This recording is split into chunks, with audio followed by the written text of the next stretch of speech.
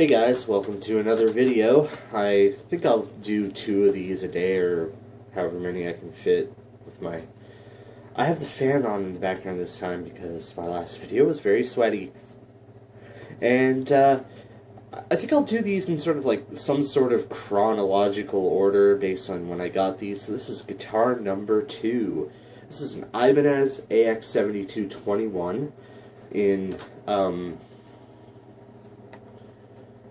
shit gray, pewter something, and it is my second ever, well, it's not my second ever guitar. I've owned a bunch of guitars between the last one I showed you and this one, but I got broken into about 5 years ago and lost them all. So I had a Squier Stagemaster 7, which was my first 7-string. I had a PV Raptor Plus EXP, which I actually own another one, and I'll get to that one in a later video. I had PV Predator. I had a couple more guitars. I even had one that was like, I had it for like a week before the break-in. Sucks, but, you know, that's what happens. So this guitar, the story behind this one is I bought this one not long after losing all my guitars because I needed a 7-string. And this was the only one in any of the local classifieds in Sudbury at the time, because Sudbury just doesn't really have a strong extended range guitar community.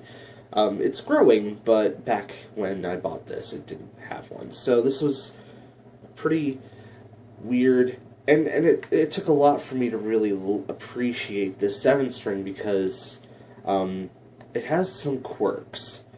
However, these are the quirks that make this an interesting 7-string. For instance, it doesn't look like any other Ibanez 7-string out there. You know, you typically picture like a pointy RG, and this is like... My jack is giving me some grief. But this is sort of more like an SG, or like a double-cut Les Paul kind of deal. The electronics are even very Les Paulish. You've got a 3-way toggle switch, 2 volumes, 2 tones.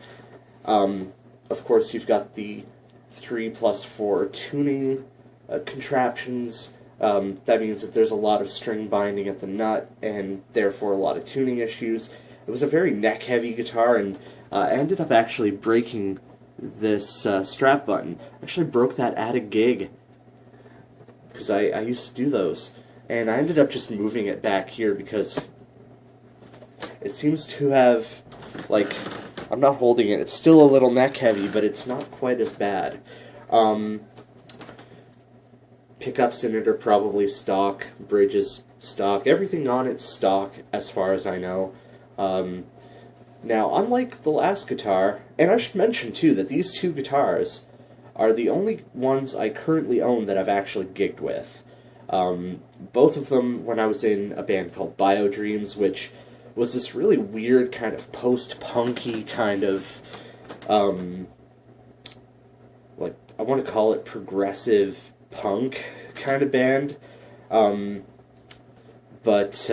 yeah, these 2 guitars were actually gig guitars. So, yeah, so this guitar, unlike the other one, has a very thick neck, very chunky. It is a 5-piece, I think it's maple walnut. It is a nice neck, but it's big. Because of the Les Paul style electronics, I really like that I can roll off the volume on the neck pickup and, like...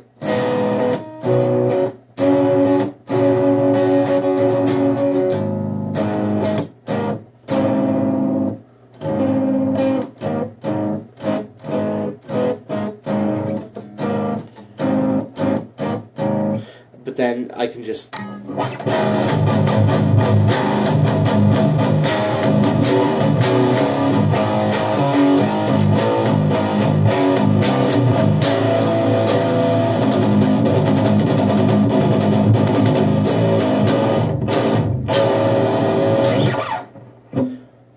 very filthy sounding guitar.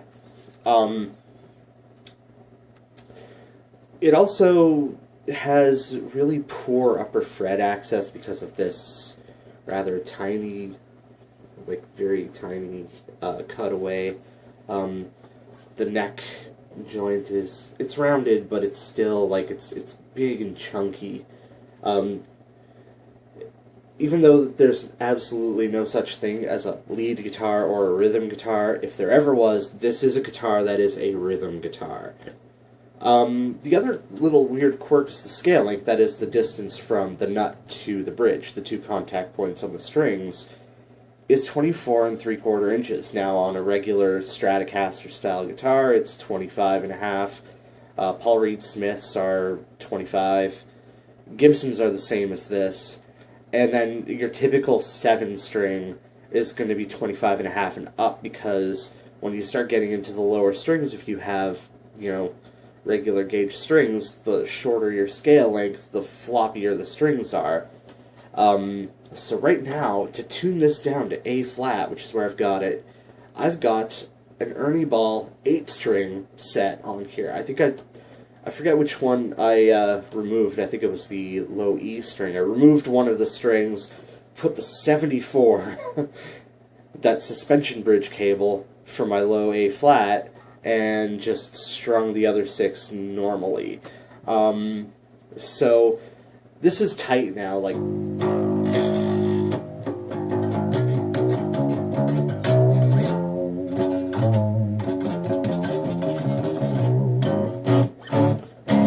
Not a lot of fret buzz, like a little bit, but not an extreme amount. Actually, most of the fret buzz you're hearing is from the other strings.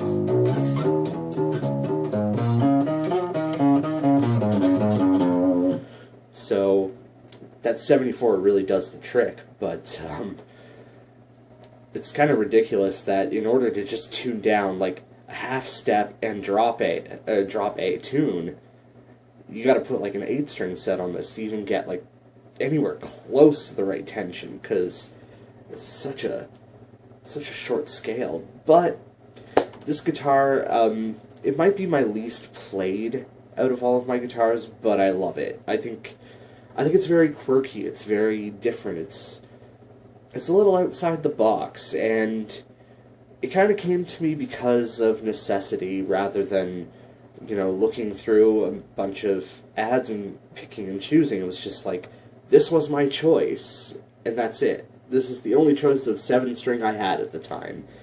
But, and I probably wouldn't pick this now. I probably would spend a little bit more time looking at other choices and stuff, but I'm not unhappy with this. It has provided me with some laughs over the years, and it's got some character. So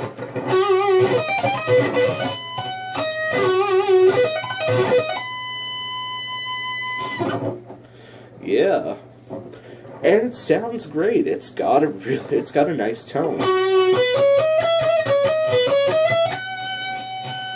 I'll just bring in the neck pickup.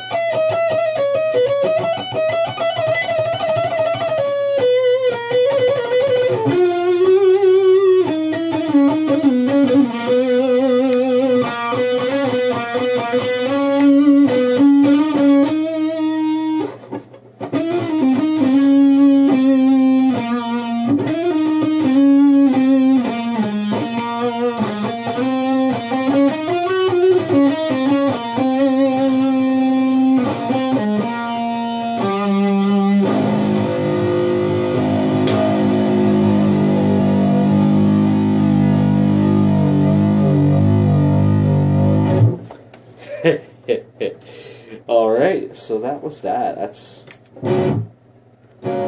That's my AX7221, my kind of second guitar. The second guitar out of all of the guitars that I own that I still have. Anyway,